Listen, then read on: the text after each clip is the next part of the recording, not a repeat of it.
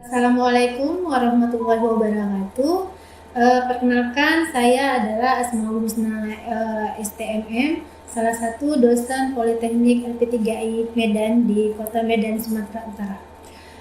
Saya sebagai seorang pendidik dan sebagai seorang dosen memiliki kewajiban untuk melaksanakan Tridharma perguruan tinggi, yaitu pengajaran, penelitian, dan pengabdian kepada masyarakat.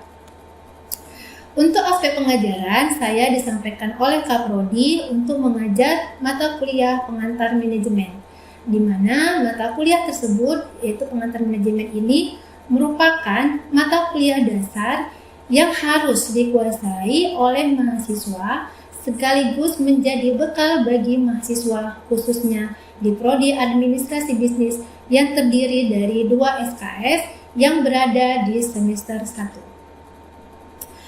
Pada dasarnya, untuk mata kuliah pengantar manajemen ini membahas mengenai beberapa topik dan fungsi serta ilmu teori manajemen di dalam suatu organisasi agar dapat mencapai tujuan yang telah ditetapkan secara efektif dan efisien. Untuk kajian mata kuliah ini mencakup beberapa aspek. Aspek manajemen secara umum serta fungsi-fungsi manajemen, yaitu perencanaan, pengorganisasian, pendelegasian, wewenang, kepemimpinan, dan pengendalian. Untuk aspek pengajaran, sebagai dosen di program studi administrasi bisnis di Politeknik LP3I Medan, saya menerapkan 3 sistem pengajaran, yaitu yang pertama adalah delivery, yang kedua adalah interaktif, dan yang ketiga adalah assessment. Untuk yang pertama, delivery adalah bagaimana proses penyampaian materi pembelajaran kepada mahasiswa-mahasiswi dengan menerapkan dan dengan menggunakan rencana pembelajaran semester yang sudah ditetapkan. Rencana pembelajaran semester yang dibuat berdasarkan 4 aspek pencapaian pembelajaran. Lulusan mulai dari sikap, mulai dari pengetahuan, keterampilan umum, dan keterampilan khusus. Untuk interaktif adalah bagaimana di kelas itu adalah bagaimana mahasiswa interaktif dengan dosennya untuk capaian pembelajaran. Nah, untuk penilaian itu ada kategorinya dalam sub-sub pencapaian pembelajaran. Untuk pembelajaran yang dilakukan berdasarkan CPL atau capaian pembelajaran lulusan yang kemudian diturunkan menjadi capaian pembelajaran mata kuliah. Adapun capaian pembelajaran lulusan ini adalah mahasiswa mampu dapat menganalisis berbagai peran dan fungsi manajemen dalam pengelolaan suatu organisasi untuk mencapai tujuan yang telah ditetapkan secara efektif dan efisien. Kemudian, dari capaian pembelajaran mata kuliah pengantar manajemen tersebut, kemudian diturunkan menjadi sub-sub capaian mata kuliah yang dibagi kepada 14 pertemuan ditambah 1 pertemuan ujian tengah semester atau UTS dan ujian akhir semester atau UAS. Adapun sub CPMK untuk mata kuliah pengantar manajemen adalah sebagai berikut.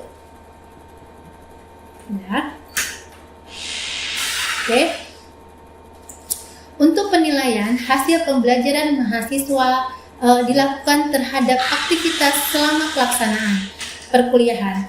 Adapun penilaian dari mahasiswa tersebut adalah ada beberapa tingkat, yaitu formatif 10%, tugas 25% yang terdiri dari tugas mandiri 60% dan tugas kelompok 40%.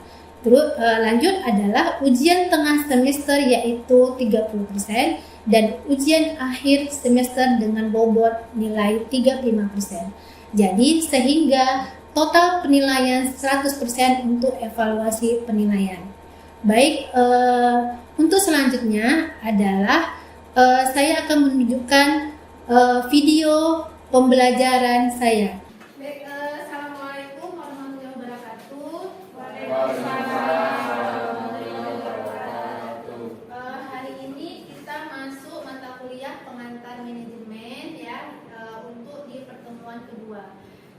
sebelum perkuliahan kita supaya berjalan lancar dan baik, kita doa dengan agama dan kepercayaan masing-masing. Doa dimulai.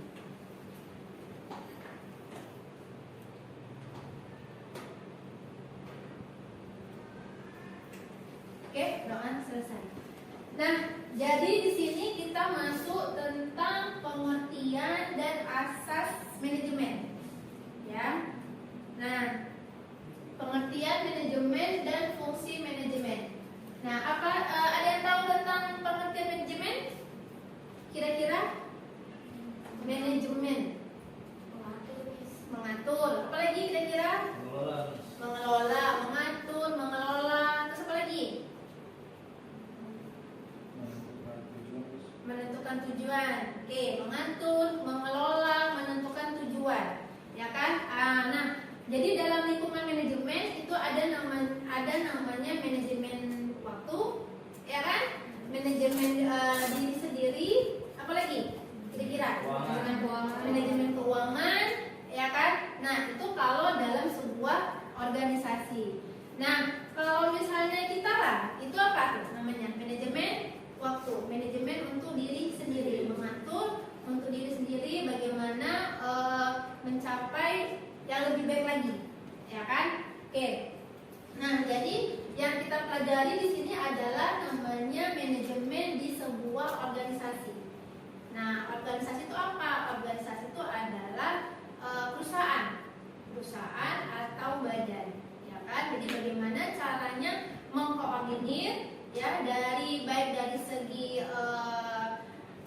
dari segi personalnya, ya kan, baik dari segi karyawannya, terus baik dari segi keuangan, semuanya segala aspek, ya, itu namanya manajemen perusahaan. Nah, apa itu manajemen, ya kan, secara umum nampak ya. Nah, manajemen adalah sebuah proses untuk mengatur sesuatu yang dilakukan oleh sekelompok orang, ya, sekelompok orang atau organisasi. Jadi misalnya sekelompok orang itu bisa dalam bentuk CV, ya kan, atau dalam bentuk PT, ya kan, itu namanya sebuah organisasi. Nah, kalau misalnya organisasi, misalnya persatuan organisasi atau misalnya kayak organisasi bidang pemerintah, misalnya partai, nah itu organisasi juga. Nah, tapi kalau dalam hal ini adalah organisasi itu adalah perusahaan, ya kan? Nah, sekelompok orang atau organisasi untuk mencapai tujuan organisasi tersebut dengan cara bekerja sama, memanfaatkan sumber daya yang dimiliki. Nah, sumber daya yang dimiliki itu siapa? Ya kan? Nah, sumber daya yang dimiliki itu adalah kita, personal. Nah, SDM-nya, sumber daya manusia, SDM. Nah, SDM-nya itu ada di bidang mana? Misalnya bagian HRD, atau misalnya bagian pemasarannya, atau misalnya bagian keuangannya. Nah, SDM-nya itu siapa? SDM yang memang sudah terkualifikasi, maksudnya termasuk kualifikasi. Misalnya kita butuh yang namanya SDM bagian keuangan misalnya. Nah, butuhnya memang orang yang memang paham di bagian keuangan, misalnya dia membuat jurnal, membuat laporan misalnya, habis itu atau misalnya pelaporan pajak. Nah, makanya kalau misalnya kita ada buka lowongan kerjaan nih, ya kan, pasti kan ada kualifikasinya, ya kan. Misalnya contoh bagian misalnya PR, public relation, ya kan, butuh nih misalnya perusahaan otomotif atau misalnya perusahaan apa lagi, misalnya perusahaan telekomunikasi, butuh namanya seorang PR. PR itu adalah apa? Kira-kira siapa yang tahu? PR, public relation. Public relation itu dia bekerjanya itu membangun kerjasama dengan orang lain. Nah, berarti kualifikasinya apa gitu? SDM apa yang dibutuhkan? Nah, misalnya SDM-nya itu yang dibutuhkan adalah misalnya pandai berbahasa Inggris. Satu, yang kedua misalnya pandai berbahasa Hokkien, ya kan? Mampu berkomunikasi yang baik. Nah, itulah misalnya kualifikasi SDM yang dibutuhkan. Kenapa? Misalnya public relation itu bagian PR itu dia bakalan bisa bertemu dengan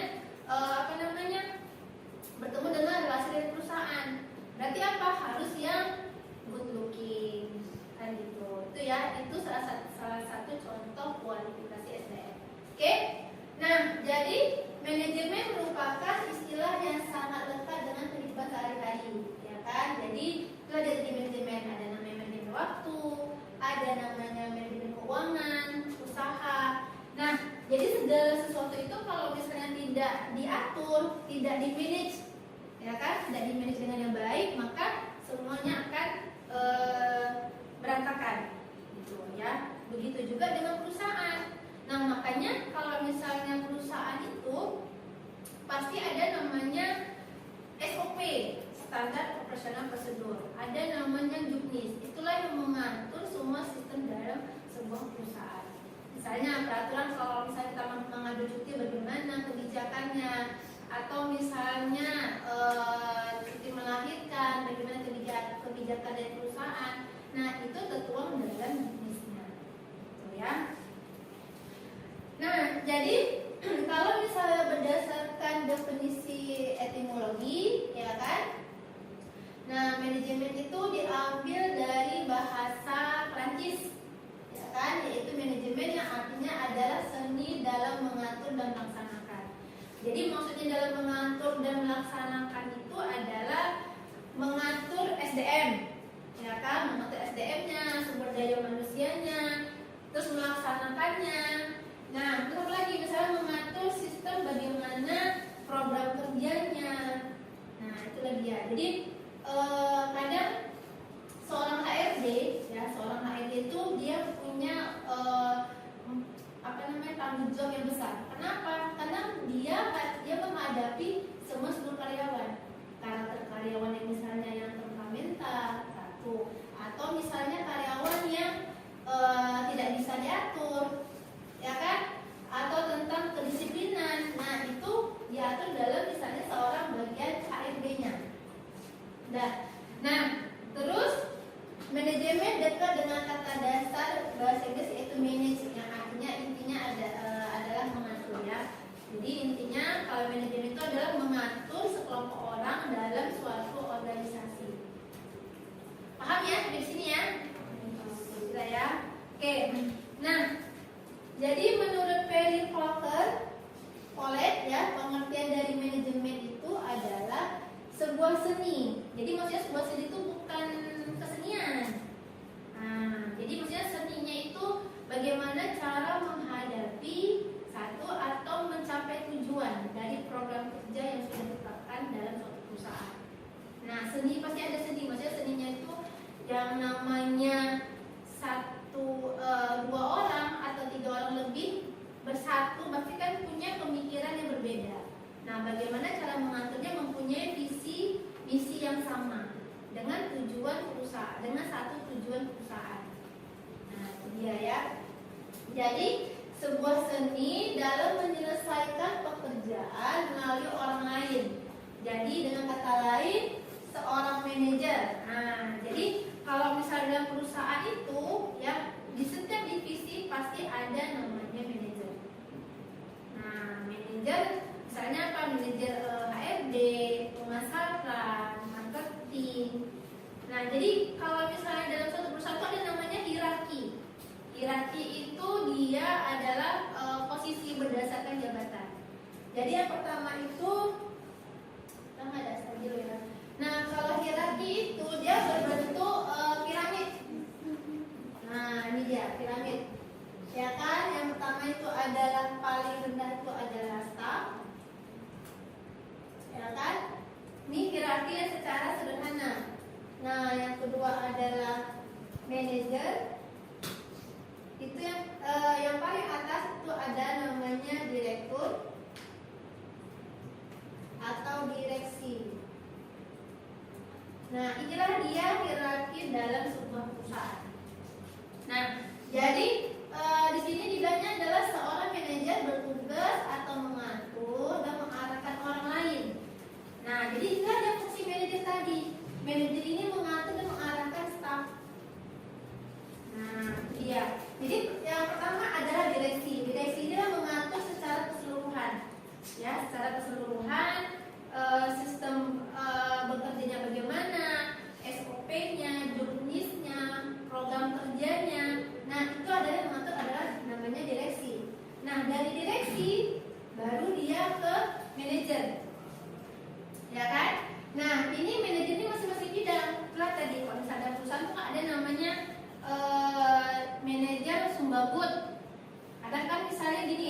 misalnya dia bekerja di perusahaan telekomunikasi, ya kan, misalnya PT Telkomsel, manajer Sumbagut, ya kan, untuk bagian pemasaran misalnya. Nah, manajer Sumbagut itu maksudnya dia adalah mengatur, ya kan, dia itu posisi manajer untuk wilayah Sumatera Utara, Sumatera bagian utara, gitu. Jadi seluruh Sumatera dia megang untuk bagian pemasarannya.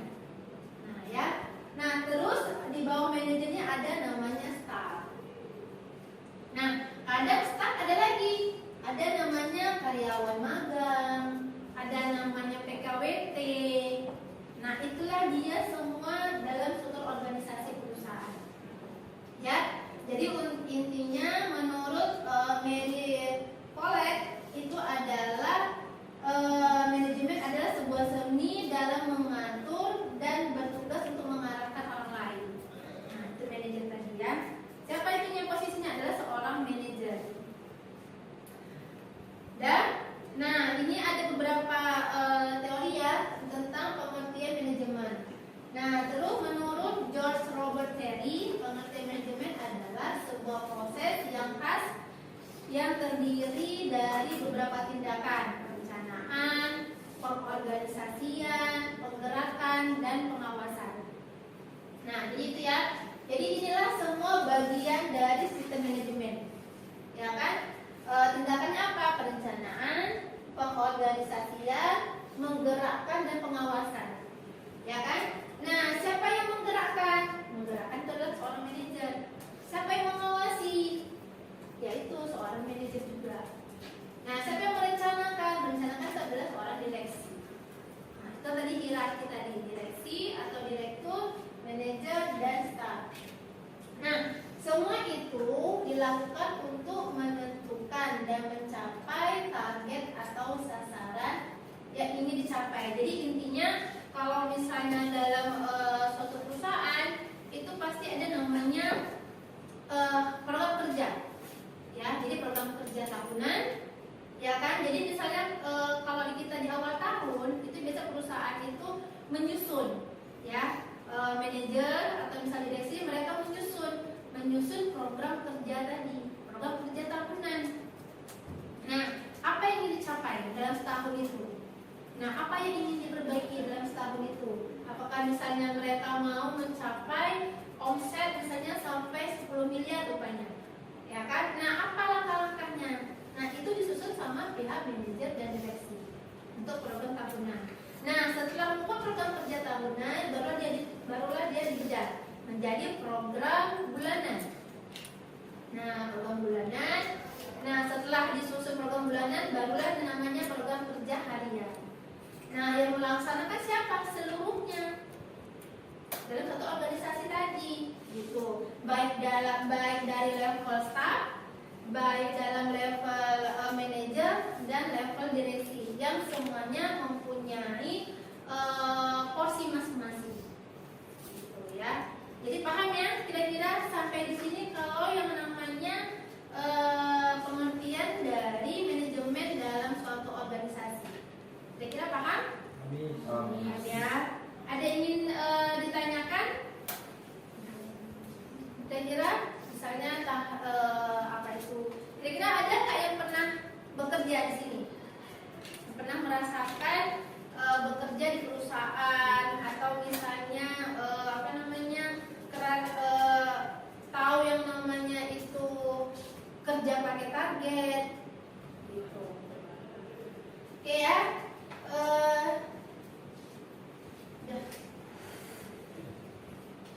Nah, terus ini menurut satu lagi ya, menurut Henry Fayol, ya kan, pengertian manajemen adalah suatu proses perencanaan.